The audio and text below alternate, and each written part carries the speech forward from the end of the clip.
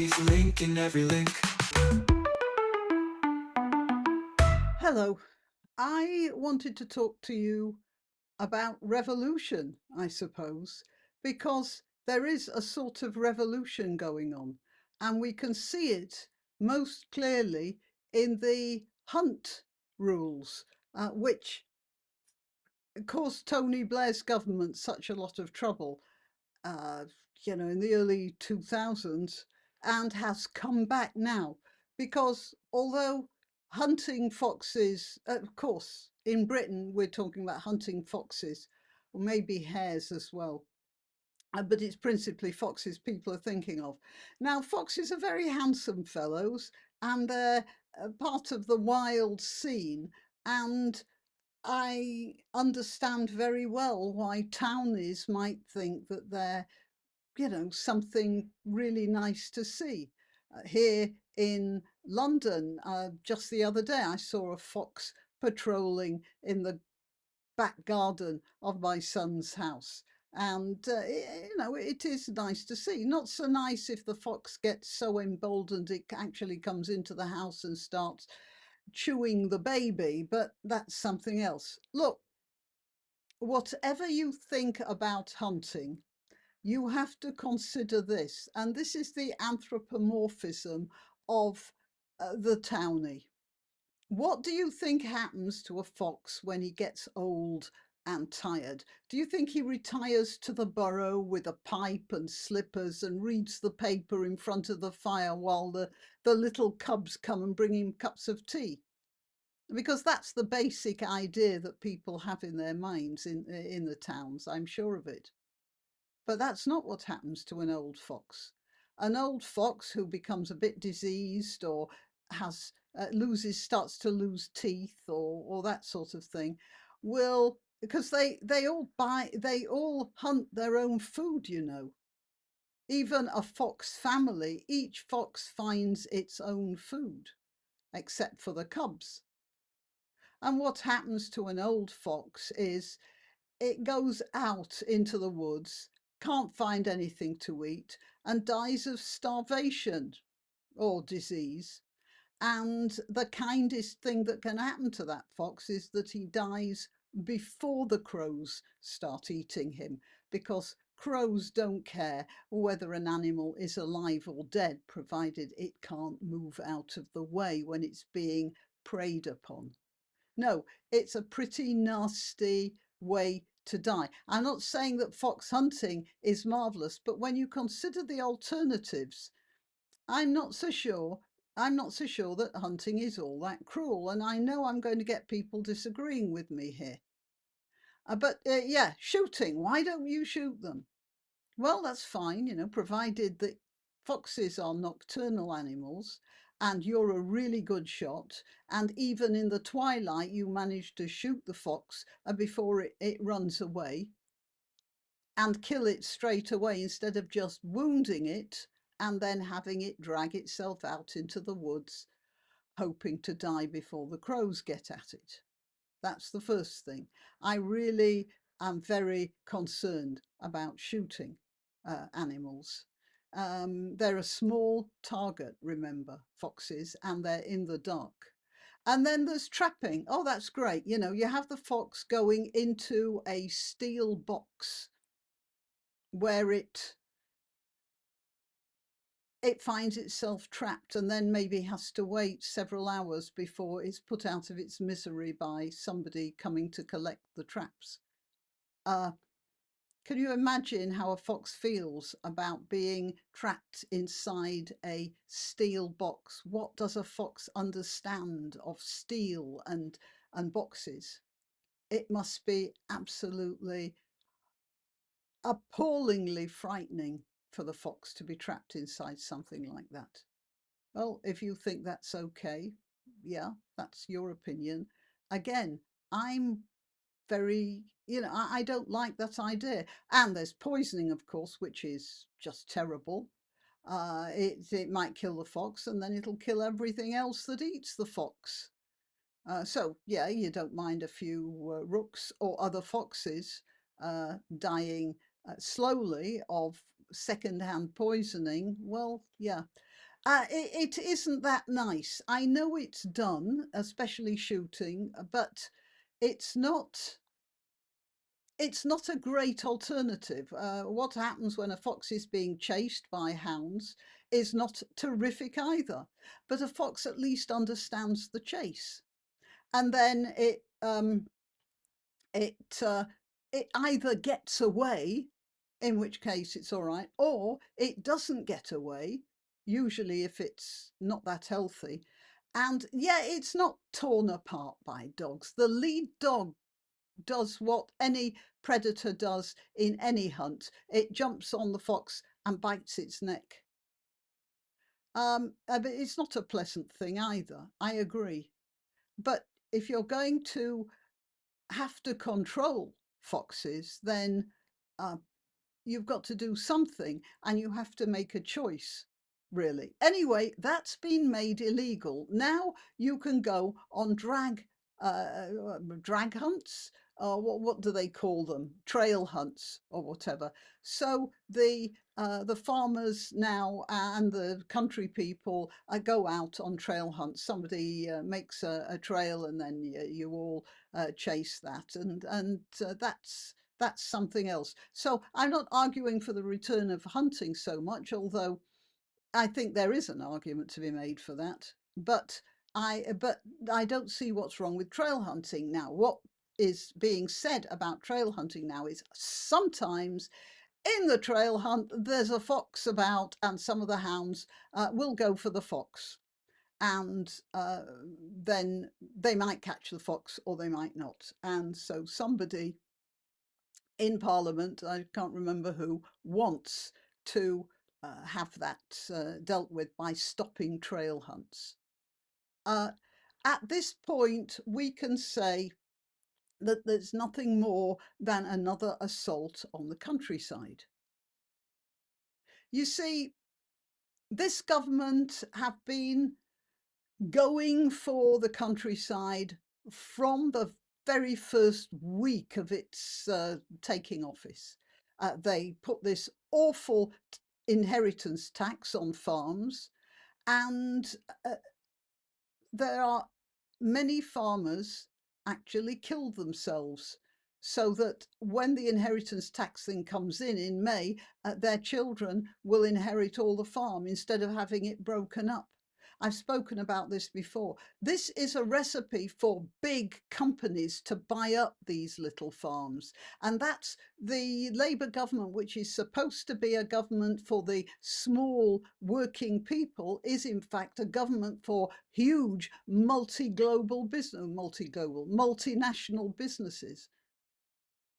It's the most terrible thing that they're doing. As a matter of fact, they have now backtracked a little bit. It's now 2.5 million when the inheritance tax starts, I think, rather than the 1 million that they had before.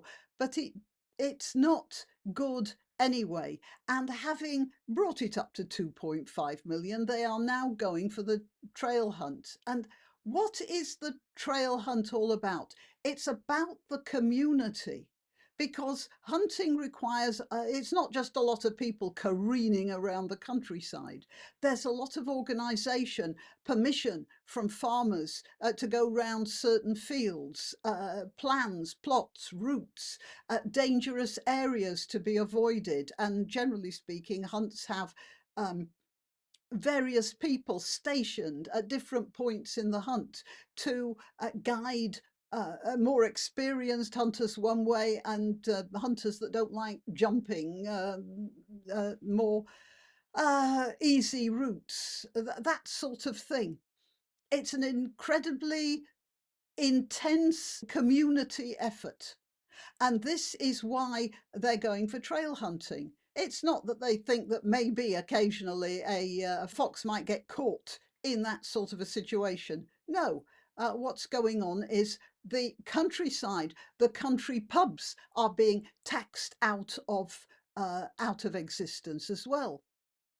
They did try to stop people from smoking in pub gardens at the beginning of their maladministration of this Labour government, and they backtracked on that pretty quickly, but that didn't stop them from now putting up all sorts of taxes, minimum wages, employment laws that are doing away with country pubs, which is also a place where country people meet and make plans, like for the hunt or for local, well, the community pantomime and that sort of thing.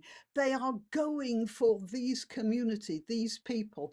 And as this was uh, noted by this post here on Twitter, on X. This is just another distraction exercise by Labour.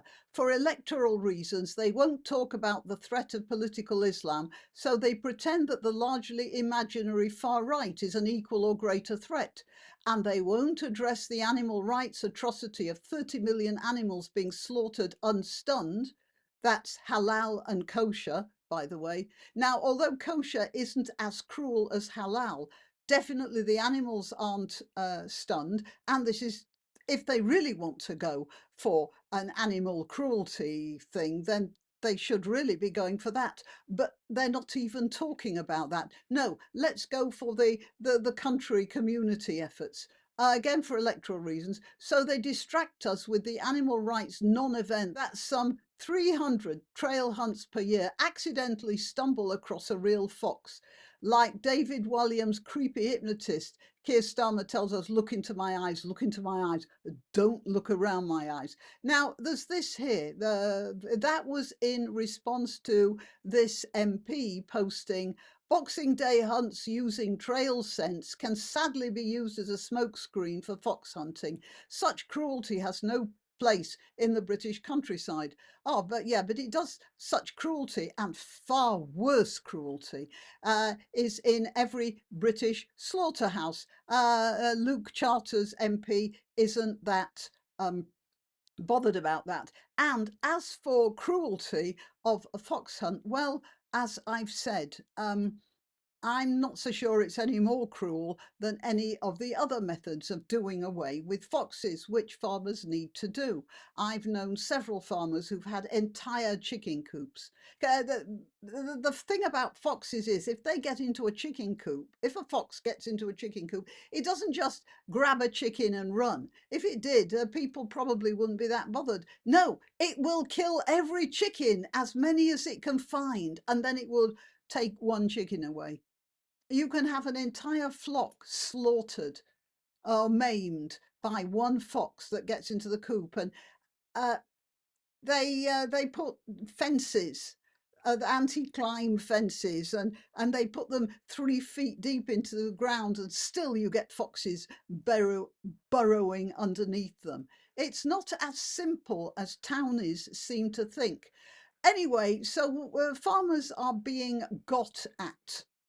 And what's happened is that they are acting back, and they're making these demonstrations. They've been into London several times. They've blocked traffic, and the thing is that people are not complaining about this. And this was in the Countryside Alliance publication. Boxing Day will live, 2025 will live long in the memory of the hunting community, not merely for the large crowds and incredible scenes around the country highlighted across the media, but for the unmistakable sense that something profound may have shifted. Ordinary people are coming out to support hunts because they see this as another stand against a government that has no sympathy for ordinary people. And yeah, I have to point out that there are some very rich people who do hunting, who help keep the hunt going, who help pay for the hounds. There are many more who work double shifts to make enough money to keep their horses going so they can go on hunts. It's not for toffs only. It's a lot of people in the countryside, because countryside work is actually quite lonely. I mean, a lot of townies have ideas about happy haymakers, all sort of picnicking in between baling hay onto carts pulled by heavy horses. No, one man with a great big combine harvester up and down that field, up and down, day after day, on his own. It's a lonely occupation now. This is how country people get together now. And of course, it's being threatened. And a lot of people realise that. The scenes were nothing short of extraordinary. Packs of hounds were welcomed by vast smiling crowds, families wrapped up in scarves against the cold. Children, well, it's all a bit poetic here. For many, the sobering reality that the government intends. Oh, the light's gone out. I wonder how that happened. There must be some sort of timer on it. Well, I'm sorry about that disturbance. For many, the sobering reality that the government intends to press ahead with a ban on lawful trail hunting could have cast a shadow over the day. Instead, it acted as a spark. From Cornwall to Northumberland, attendance figures soared, and the message could not have been clearer. This community will not quietly fade away. And it's an example of how people are actually turning against this government. It's one example. There are many others.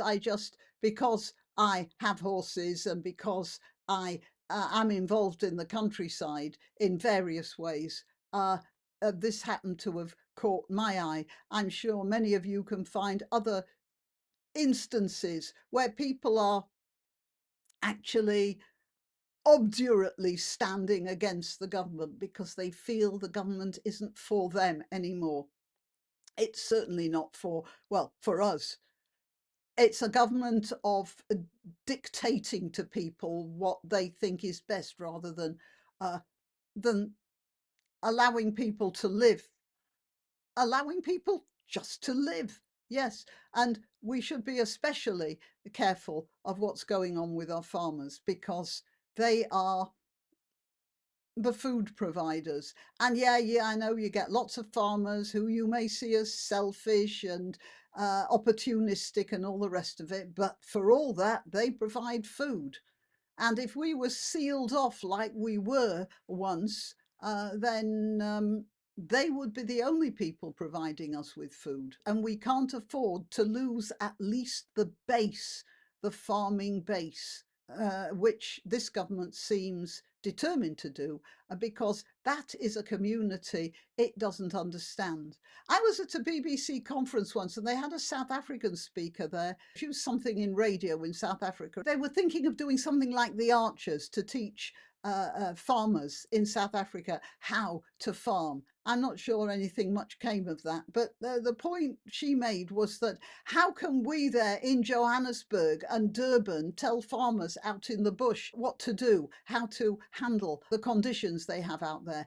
And I did not, to my regret, stand up and say, well, if you, and everybody was nodding sagely, of course, yes, of course. And I should have stood up at this point and said, hang on a minute, you in the BBC say you shouldn't be telling bush farmers how to deal with the situation there, but you're telling farmers here how to deal with the situation in Norfolk, and you don't know the first thing about it. But I didn't. Just being a bit of a coward. All right, well, yeah, that's it. A coward no longer. I'm making up for it now. And the fact that it's obvious this government is trying to get at local communities so it can make a government-based community that it can control. And I think it's finding a bit more pushback than it expected. All right, till next time. You can help my channel by subscribing and clicking the notification bell. That's quite important. And by sharing if you're so inclined. Links to my other channels and to donation methods are in the description. But the best way you can help is simply by clicking like and notify. Thank you.